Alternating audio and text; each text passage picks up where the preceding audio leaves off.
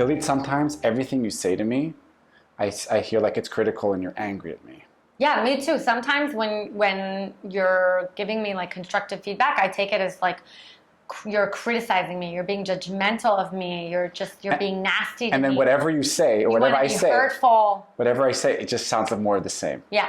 That is called negative sentiment override. And today we're going to teach you how to soften that vicious cycle in your relationships. Mm-hmm. Hi, my name is Dr. Assael Romanelli. And I'm Galit Romanelli. And this is the Potential State. And today we are going to talk about how to stop negatively interpreting your partner. Yes. In other words, how to stop negative sentiment override.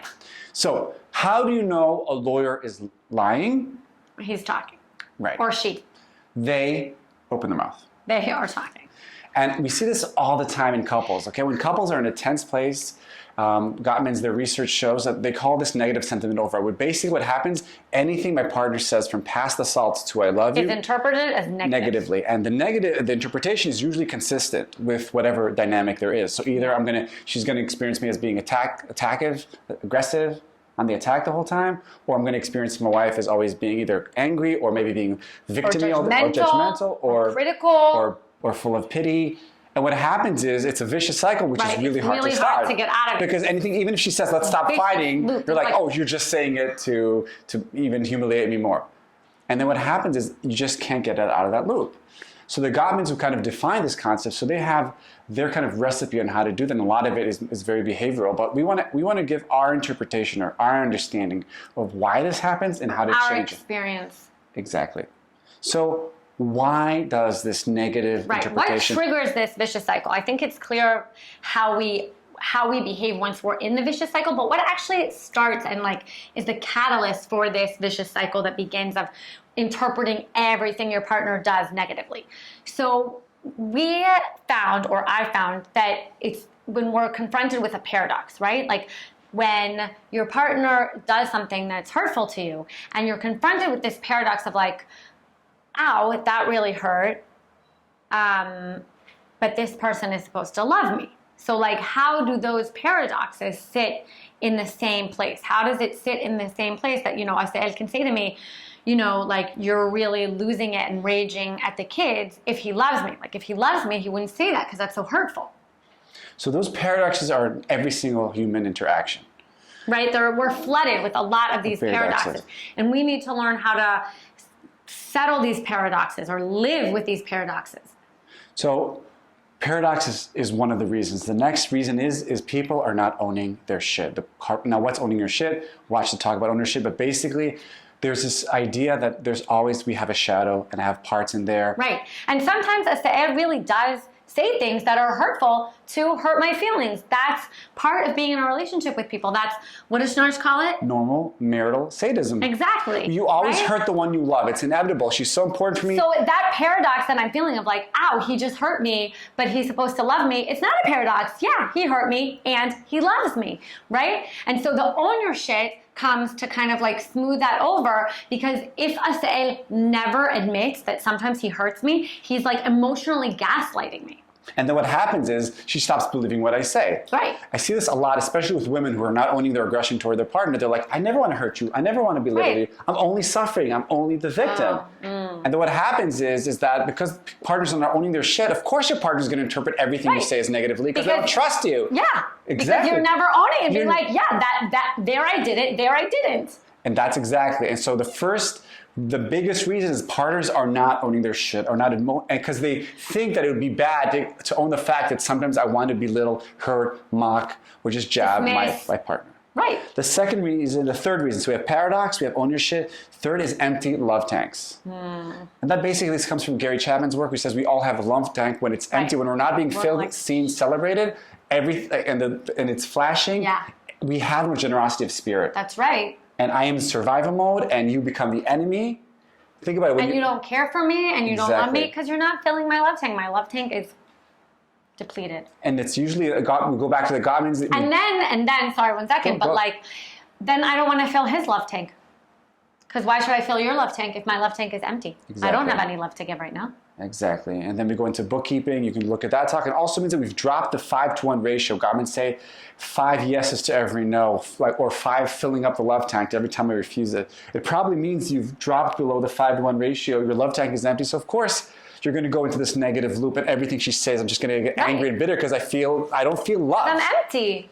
And the last reason that creates this is the holy trinity of blocking. When your partner actually does something, You're like, oh, you didn't mean that. Oh, you just said that because I asked. Exactly. I'm surprised, insulted, or disappointed. I decide to even block, even when they actually do something Right, you're nice only doing it because I wanted to do it, because I asked you to do it. So, yeah, exactly. And that, I asked you to do it, so you're doing it. How lovely. but when her negative sentiment override, anything she says, I'm going to just interpret it negatively, then she's going to, so never mind. So even when the partners are trying to correct that, it's a vicious cycle that cannot stop. Yeah, you're in that vicious loop. And I have so many examples. Just to have one from this week. From this week, I met with this couple, and basically they're in this dance where she's the victim and he's the persecutor. You can look at the victim triangle episode, and basically anything she said, he interpreted as she's being victim-y. And she's whining and complaining that whatever he does, he can't get it right. And she interprets everything he says as aggressive. Right. Everything he says, from I don't want to go out tonight to can I have a cup of coffee to you look great. Everything's like, oh, he's aggressive. So they could not step out of that. And let's use an example from our marriage. Yeah, let's do it. So as we're working on these videos and we're trying to find a way to kind of work together, oftentimes I came with an idea to Assael on like a tweak to one of these episodes, and he like immediately was like, no, that's too simplistic. Like immediately, like it didn't even, I could see, like it didn't even land. He didn't even let it land. It was like, no, that's too simplistic. And then I was like, okay, well, I, think that it's good and like we can talk about it. And then he came back and he started like attacking me on that I didn't even listen, right? Yeah. That I wasn't even listening to why he thought it was too simplistic and why. And I said, I'm happy to listen why you think it's too simplistic, but you need to own your shit that you didn't even let it land. So in these moments, because we're not versed, we're working on our verse, so we're both very sensitive. So sometimes she'll feel like I'm mismatching her, and sometimes I feel like she's trying to compete with me, and that is part of our little negative sentiment override. And as we're trying to work on this by verbalizing it, in a second we'll give you the tips how to do it, but we just want to show that all couples have that in different scenarios. Sometimes it's very rigid, it's all-encompassing, but sometimes it's going to be in areas or scenarios where you guys are not solid enough, when you're not open enough. Yeah. Good. And we solve that. There we go. Check.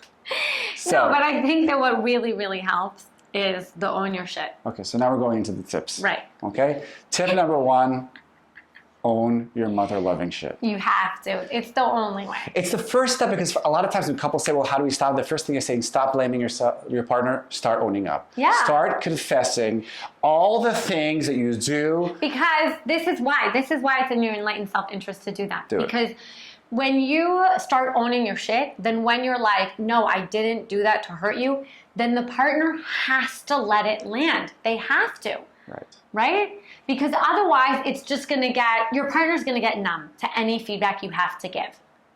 And if you think that they'll get angrier because you're admitting to being aggressive, it's my experience, it's the opposite. Right. When Assael finally admitted here that he didn't let my idea land, I was like, thank you. Thank you for saying that. Now we can move forward. It wasn't like, aha, I knew it. And then we got into this big fight. No, it was just like, thank you. Now we can move on. So, because if you think about it, every time you deny their normal marital sadism, you're basically gaslighting your partner. Yes. So start by validating. You're right. I did belittle it. I didn't listen to it. I didn't. Start with that. First of all, start with that. Don't even expect it. Just start doing that. You will also feel released. You can refer to the ownership episode and the caveman consequences episode.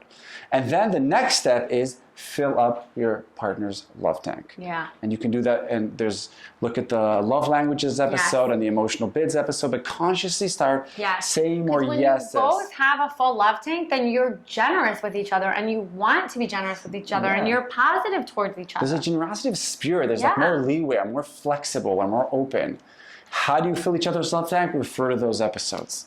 Or read Gary Chapman. Or Gary Chapman's 5 Love Languages. But also just look at the chapter. And then the third step is once you do that, and the next step is hold on to yourself. Trust your partner. When I do indeed do something nice to you and you interpret this in the negative symptom override, you reach your hand out and you're saying, I didn't mean to hurt you.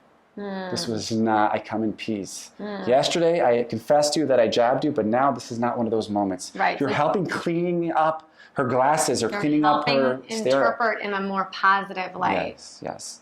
And for that, I need to be a little bit playful. And even if she does the Holy Trinity of blocking, which is being insulted, surprised, or disappointed, or blocking or saying to me it's fake, I can just say, it's not. This is real. And I keep reaching my hand out. I'm holding on to myself. And I'm saying to my partner, I am here. This is how you change. This is how you clean and soften the negative sentiment override.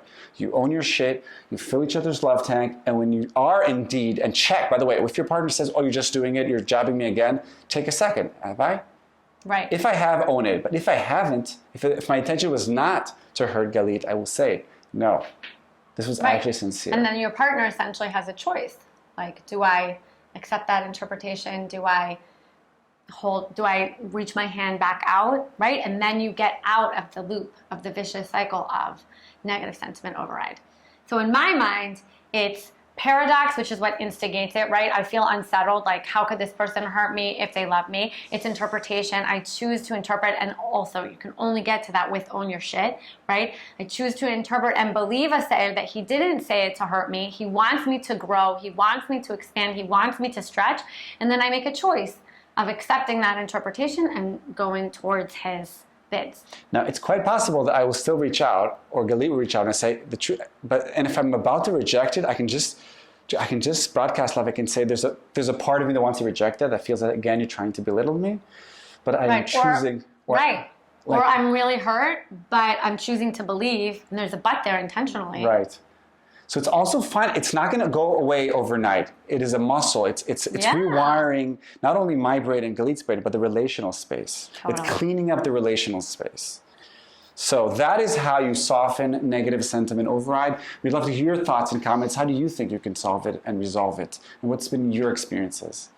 So this was Galit Romanelli. And this is Dr. Assael Romanelli. And we're the Potential State. We'll see you next time.